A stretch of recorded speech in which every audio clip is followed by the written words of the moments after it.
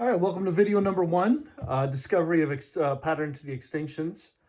For those of you who don't know, there's been many of extinctions over the history of life on Earth, not just the extinction of the dinosaurs. As a matter of fact, the dinosaurs even weren't the greatest extinction. The greatest extinction which occurred was 250 million years ago. Fun fact.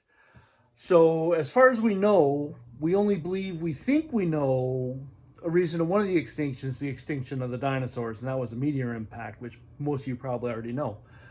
I'm going to kind of argue that.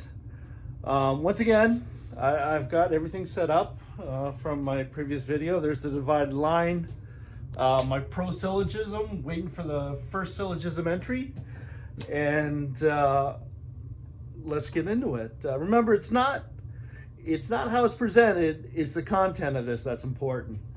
So if you notice here, I have all lined out all the extinctions, almost all the extinctions or extinction events which occurred on Earth. And if you look at it, and people look at it linearly, they say, well, there's no pattern to this. Everything just seems random.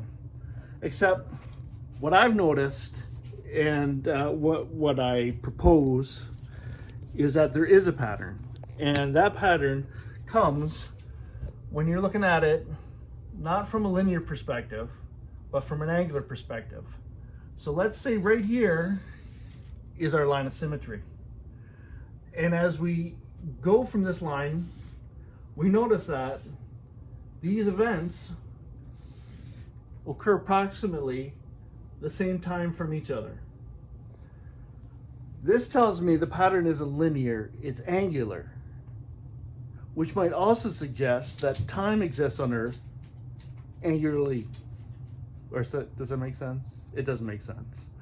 But what is derived from this is that all Earth's extinctions occur at an angular pattern, not a linear pattern. So I took these lines of symmetry and I lined them up. Now, this is just kind of a rough little sketch of how I did things, but I lined them up. So 250 million years ago was where the first line of symmetry was. And then our next line of symmetry was at 2.5 million years ago.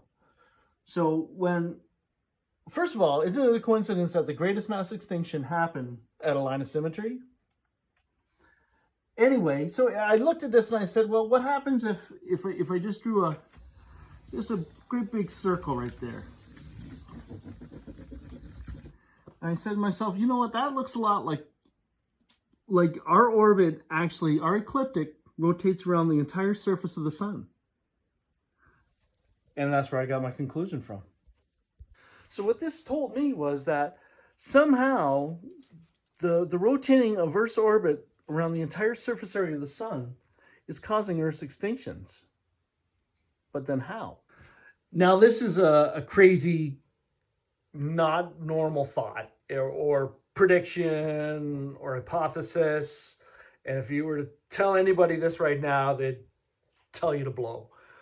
But there is more to this, and of course I had to try to explain how by this rotation around our sun was causing the extinctions. And I took a few stabs at it, got them wrong, but I eventually did find something, and I plan to share that with you next.